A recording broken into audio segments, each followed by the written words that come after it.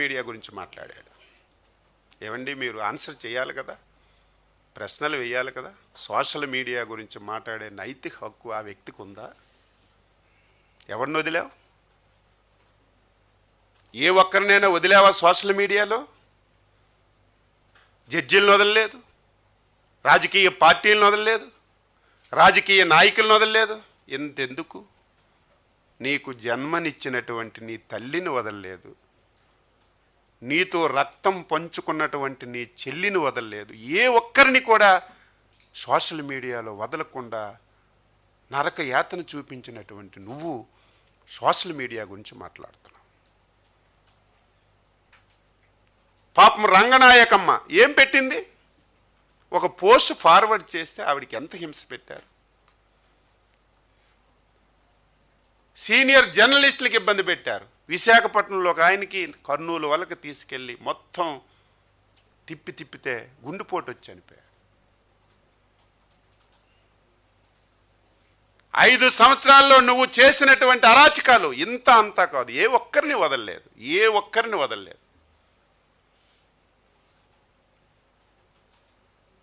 Doctor గారు నిన్నటికే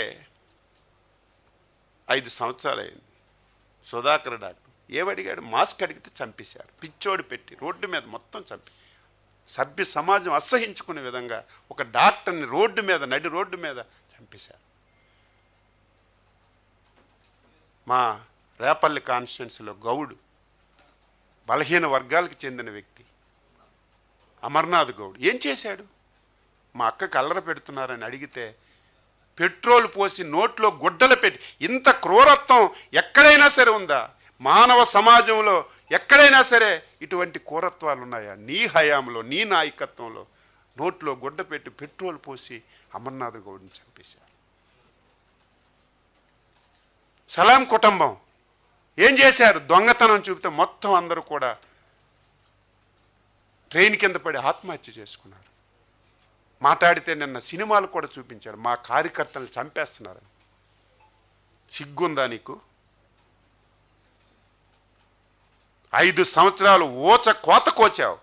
హరిజన గిరిజన బడుగు బలహీన వర్గాల్ని నడి రోడ్డు మీద నరికి పడేశావు. నందం సుబ్బయ్య ఏం చేశాడు? బీసీ నాయకులందరినీ మొత్తం నరికి మొత్తం కార్యకర్తల యొక్క ప్రాణాలు మొత్తం తీసినటువంటి నువ్వు ఈ రకంగా మాట్లాడుతున్నావు. ఒక్కటైనా వాస్తవం ఉందో చెప్పండి. పచ్చి అబద్ధాలు. నేను చెప్పింది ఒక్కటైనా తప్పుంటే మీరు కూడా ప్రశ్నించండి. రాజారెడ్డి నుంచి వివేకానంద రెడ్డి వరకు ప్రతి సావులో నువ్వు లబ్ధిదారుడు. లబ్ధి పొందింది నువ్వే. మాట్లాడితే చచ్చిపోనని చంపేడు, మళ్ళీ శవం దగ్గరికి వెళ్ళి ఏడ్చేయడం, అయ్యయ్యో నాకు ఎవరు లేరని చెప్పడం, ఇది నీకు ఒక అలవాటు అయిపోయింది. దీన్ని మేము పూర్తిగా ఎండ కడతామని చెప్పి తెలియజేస్తున్నాను. మావిగన్ ఇంకెన్ని రోజులు ప్రజలకు మభ్య పెడతావు? 5 సంవత్సరాలు అధికారంలో ఉన్నప్పుడు మావిగారు నీకు గుర్తులేదా? కనీసం భారత ప్రభుత్వం, భారత పార్లమెంట్లో, రాజ్యసభలో చట్టం చేసిన తర్వాత కూడా ఇంకా మావిగానని చెప్పి ప్రజలకు నువ్వు మభ్య పెడుతుంటే ఏమనాలి? నిన్ను సైకో అనాలా, పిచ్చివాడు అనాలా, ఏమనాలి? నాకే అర్థం కావటం లేదు.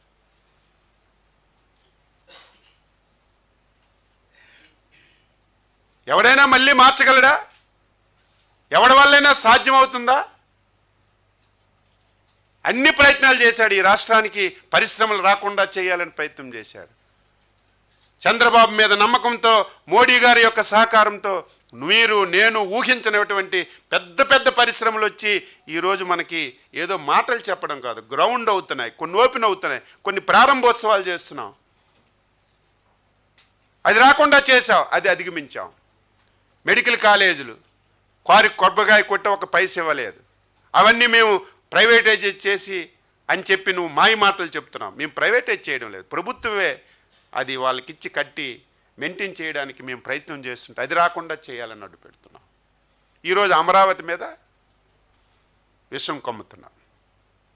మాట్లాడితే అవినీతి, స్క్వేర్ ఫీట్ అంటావు. వైజాగ్లో కట్టింది స్క్వేర్ ఫీట్ చెప్పు. నీ ఎలా ఇంకా బంగ్లాకి ఎంత స్క్వేర్ ఫీట్కి ఎంత డబ్బు అయింది? నీ లోటస్ పాండ్కి ఎంత అయింది? గ్రామీణ ప్రాంతాల్లో వేసిన మామూలు రోడ్డుకి, నేషనల్ హైవే వేసినటువంటి రోడ్డుకి, అమరావతిలో వేసిన 6 లైన్ రోడ్స్కి పక్కన ఉన్నటువంటి ఫెసిలిటీస్ అన్నీ పెడుతుంటే దానికి దీనికి కట్టి ప్రజలకు నువ్వు మభ్య పెట్టాలంటే ఎక్కడ సాధ్యమవుతుంది? ఐకానిక్ భవనాలు, పేరే ఐకానిక్ భవనాలు.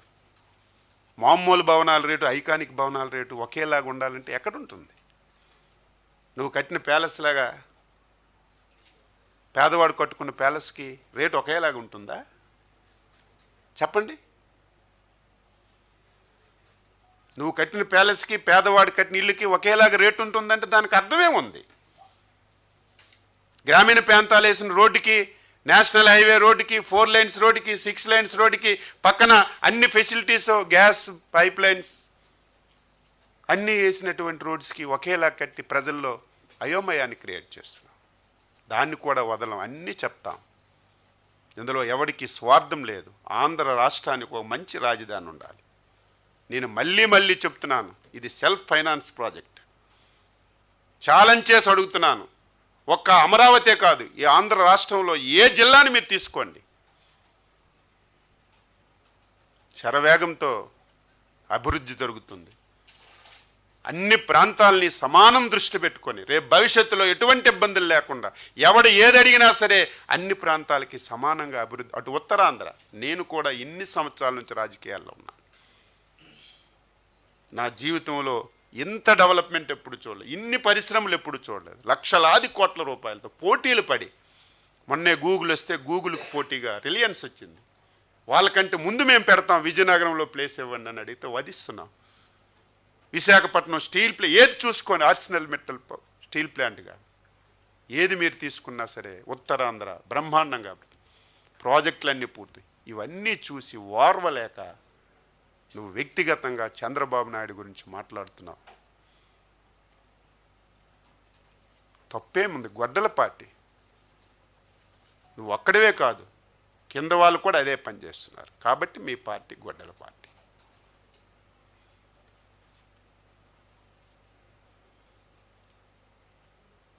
ప్రజలందరికీ ఒకటే కోరుతున్నాను, ప్రశ్నించాలి. మీరు కూడా ప్రతి విషయాన్ని మీరు తెలుసుకోవాలి. కావాలని చెప్పి బురద జల్లడానికి ఒక ప్రయత్నం చేస్తున్నారు. మేము ఎప్పటికప్పుడు కూడా దీనికి సమాధానం చెప్తూ ఉంటాం. ఏది అడిగినా సరే ఆన్సర్ చేస్తాం. ఇంక రేపు భవిష్యత్తులో అమరావతి గురించి కూడా చాలా స్పష్టంగా ఎందుకు ఎంత అవుతుంది, ఏమేమి చేస్తున్నాం అన్నీ స్పష్టంగా కూడా చెప్తామని చెప్పి తెలియజేస్తూ, ఈరోజు నుంచి ఒక గొడ్డల పార్టీయే కాదు, కింద సబ్ హెడ్డింగ్ కూడా నేను పెడుతున్నాను. గొడ్డల పార్టీ సమాజానికి హానికరం. ప్రతి ఒక్కరు గుర్తుపెట్టుకోవాలి.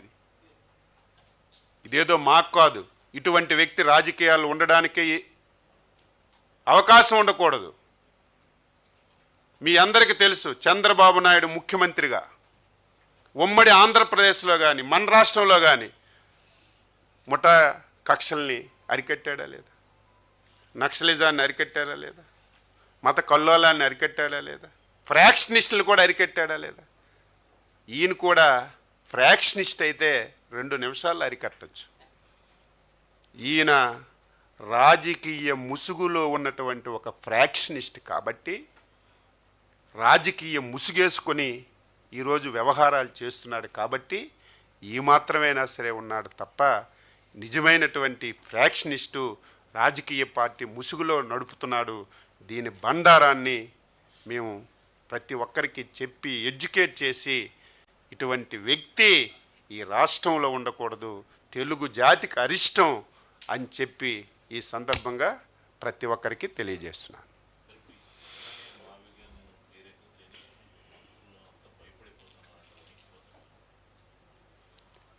అసలు ప్రతి ఒక్కరం కూడా ఈరోజు నేను ఈ ప్రెస్ మీట్ పెట్టాను, లేకపోతే పనులు చేస్తుంటాను, నా గురించి ఏమనుకుంటున్నారు, మా పార్టీలో ఉన్న వాళ్ళు ఏమనుకుంటారని కనీసం తెలుసుకుంటాం. అసలు ఆ వ్యక్తి అసలు ఏం తెలుసుకుంటాడా, ఏం జరుగుతుంది? పిచ్చోడు అంటున్నారు, మావిగానంటే పెద్ద పిచ్చోడు అంటున్నారు, అసహించుకుంటున్నారు. నేను కాదు, సమాజం కాదు, ప్రజలు కాదు, నీ చుట్టూ ఉన్నటువంటి నీ నాయకులే ఇంకా ఈయన పిచ్చి వల్ల మాకేంటి కర్మని చాలామంది అసహించుకుంటున్నారు. అంటే ఒక సైకో ఏ విధంగా వ్యవహరిస్తాడు, ఒక అపరిచితుడు ఏ విధంగా ఏ నిమిషంగా వ్యవహరిస్తాడో ది బెస్ట్ ఎగ్జాంపుల్ ఆయన. కాబట్టి మనం ప్రజలకి ఎడ్యుకేట్ చేయడం, ప్రజలకి ఎడ్యుకేట్ చేసి ముందుకెళ్ళడమే మేము తీసుకుంటామని చెప్పి తెలియజేస్తాం.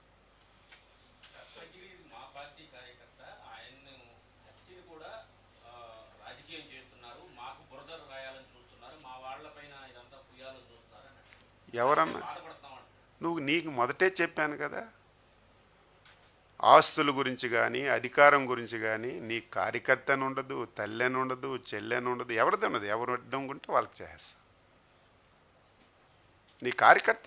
నీ కార్యకర్తను కూడా వదలవు నువ్వు. మొన్న ఎప్పుడో ర్యాలీకి వెళ్తుంటే నీ కార్యకర్త ఇంకొక ఆయన వచ్చాడు, కారు కింద పడి చంపేశావు. అంటే నువ్వు దేని గురించి, నీ స్వార్థం గురించి కార్యకర్తను కూడా వదలవు. అదే మేము చెప్తున్నాం. ఎవడైనా నీకు సమానమే, తల్లైనా సమానమే, చెల్లైనా సమానమే, కార్యకర్త అయినా ఎవరిని వదలవు. అందరినీ నువ్వు తుదిముట్టించడం, అధికారంలోకి రావడం నువ్వు ఎంచుకున్నటువంటి ఒక కార్యక్రమం.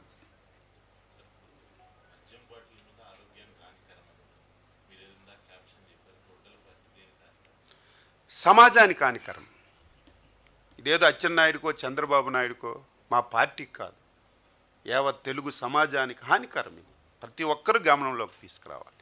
మేము చెప్పిన విషయాలని స్టడీ చేయమంటున్నాం. నేను చెప్పిన దాంట్లో ఏదైనా తప్పు ఉందా?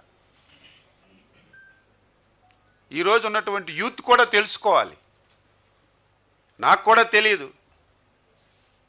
వాళ్ళ తాత చేసిన విషయాలు అప్పుడు మేము చిన్నపిల్లను, తెల్లవారి నుంచి నాకు పులివెందుల నుంచి విపరీతమైన మెసేజ్లు, సార్ ఇది చూడండి, ఈ వీడియో చూడండి, ఆ వీడియో చూడండి. ఒక వీడియో పంపించారు, ఒక ఇంట్లో గ్రానైట్స్ పెట్టి పేల్చేశారు.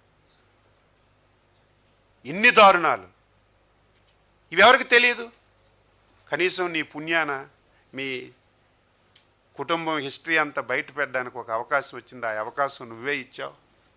కంపల్సరిగా మొత్తం అంతా బయట పెడతాం, సమాజాన్ని చైతన్యపరుస్తాం, ప్రతి ఒక్కరికి పరిణామాలన్నీ తెలియజేసి ఈ రాష్ట్రాన్ని కాపాడుకోవడానికి అన్ని ప్రయత్నాలు చేస్తాం.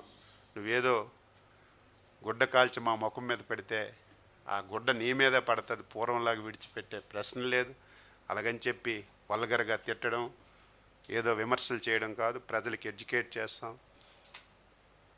ప్రతి ఒక్క వాస్తవం కూడా ప్రజలకు చెప్పడానికి అన్ని విధాల ప్రయత్నం చేస్తాం అని చెప్పి తెలియజేస్తున్నాను. ఈరోజు వివేకానంద రెడ్డి హత్య గురించి మేమెవ్వరం మాట్లాడు. నీ చెల్లి అడిగిన ప్రశ్నలకు నువ్వు సమాధానం చెప్పు.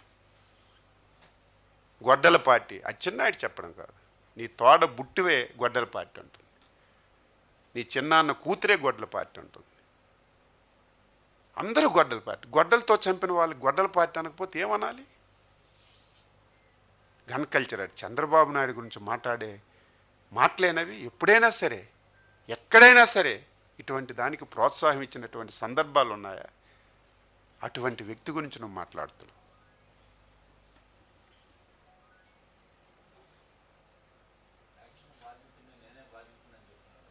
ఎవరు?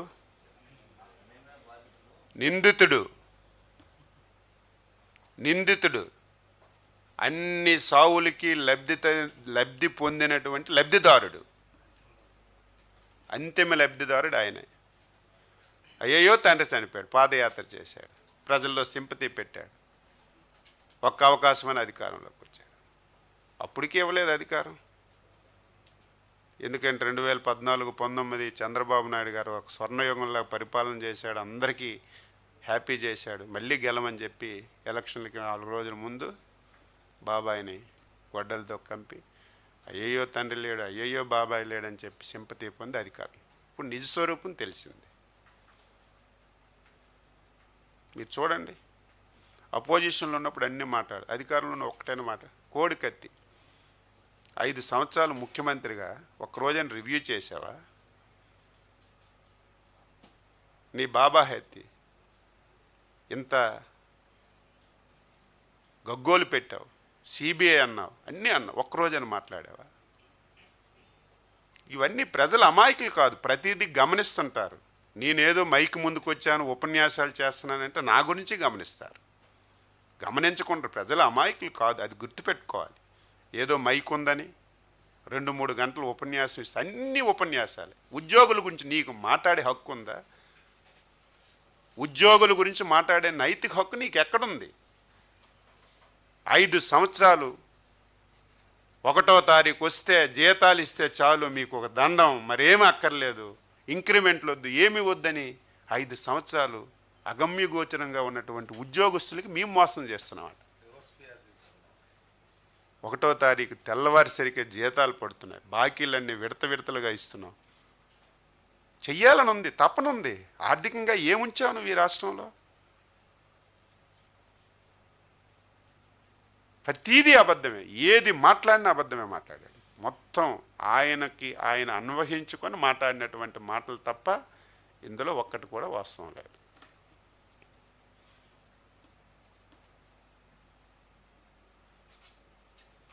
Okay, thank you.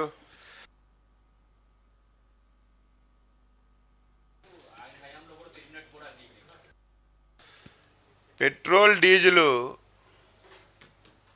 కేంద్ర ప్రభుత్వం తగ్గించినా ఈయన తగ్గించలేదు, ఈయన మాట్లాడుతున్నాడు. ఈరోజు ఉన్న పరిస్థితులు, యుద్ధం జరుగుతుంది దేశంలో, ప్రపంచంలో అన్ని దగ్గరలో ఈ బాధ ఉంది. ప్రతి ఒక్కరూ ఇబ్బంది పడుతున్నాం. దీనికి భవిష్యత్తులో ఇంకా సమస్య లేకుండా ఏడ్ చేయాలని చెప్పి పొదుపు సమస్యలన్నీ మనం చెప్తుంటే దాన్ని విమర్శిస్తున్నాడు. పెట్రోల్ డీజిల్ ఇదేదో కేంద్ర ప్రభుత్వం పెంచితే పెంచారు, ఇది మనకు సంబంధం లేదు. కేంద్ర ప్రభుత్వం తగ్గించినా సరే ఆంధ్ర రాష్ట్రంలో తగ్గించినటువంటి నువ్వు పెట్రోల్ ధరల గురించి మాకు మాట్లాడుతున్నావు. ఇంధన ధరలు తగ్గిస్తామన్నాం. ఇంధన ధరలు అంటే పెట్రోల్ కాదు, పవరు. తగ్గించామా లేదా? పెంచామా? మా చేతిలో ఉంది ఇంధనం అంటే పవరు. ఎప్పుడైనా ఉందా ఆంధ్రప్రదేశ్ చరిత్రలో విద్యుత్ ధరలు తగ్గించడం? ఎప్పుడైనా ఉందా ఈ చరిత్రలో? ఫస్ట్ టైం చంద్రబాబు నాయకత్వంలో విద్యుత్ ధరలు తగ్గించాం. రేపు భవిష్యత్తులో ఇంకా తగ్గించడానికి ప్రయత్నం చేస్తున్నాం. మా చేతిలో ఉంది, ప్రయత్నం చేస్తున్నాం. డీజిల్, పెట్రోలు దేశ విదేశాల్లో ఉన్నటువంటి సమస్య, అంతర్జాతీయంగా ఉన్నటువంటి సమస్య, దాన్ని పట్టుకొని ఇష్టానుసారంగా మాట్లాడుతున్నాం.